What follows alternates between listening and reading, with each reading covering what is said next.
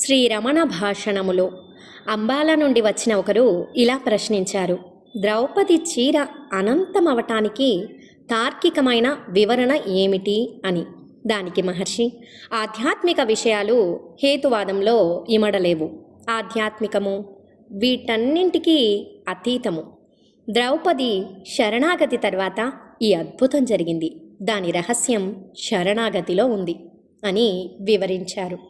దానికి భక్తుడు, హృదయాన్ని చేరేదెలా అని అడిగారు. దానికి మహర్షి, హృదయాన్ని చేరాలని నీవు అనుకోవడానికి ఇప్పుడు ఎక్కడ ఉన్నావు? ఆత్మకు వేరుగా దూరంగా ఉన్నావా అని అడిగారు. దానికి భక్తుడు, నేను నా దేహంలో ఉన్నాను అన్నారు. దానికి మహర్షి, ఒక ప్రత్యేక ప్రదేశంలో ఉన్నావా లేక దేహమంతా ఉన్నావా అని అడిగారు.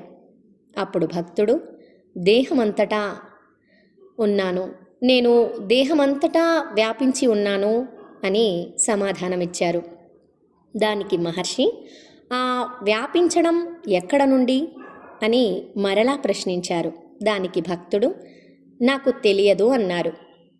దానికి మహర్షి, నిజమే, నీవు ఎప్పుడూ హృదయంలోనే ఉన్నావు.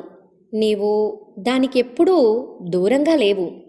ఇప్పుడు దాన్ని చేరుకునేందుకు నిద్రలోనూ మెలకువలోనూ నీవెక్కడున్నావో ఆలోచించు.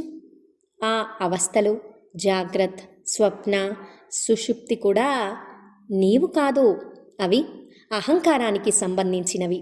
శుద్ధ చైతన్యం ఎల్లప్పుడూ భేదరహితమై ఒకే విధంగా ఉంది అన్నారు.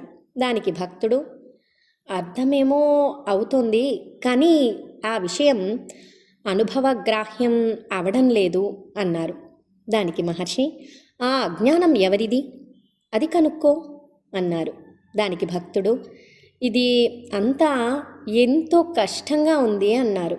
దానికి మహర్షి, కష్టమనే భావనే తప్పు. నీవు కోరేదాన్ని పొందడానికి అది సహాయపడదు. మళ్ళీ నేను అడుగుతున్నాను, అది కష్టమని ఎవరు అనుకుంటున్నారు అన్నారు. దానికి భక్తుడు, తిరిగి తిరిగి వచ్చి నేను వద్దకే వస్తున్నట్లు నాకు అనిపిస్తోంది అన్నారు. దానికి మహర్షి, ఎందుకంటే నీవు ఎప్పుడూ అదే, ఎప్పుడూ దాని నుండి దూరంగా లేవు. ఆత్మగా నేనుగా ఉండడం కంటే సులభమైనది ఏదీ లేదు.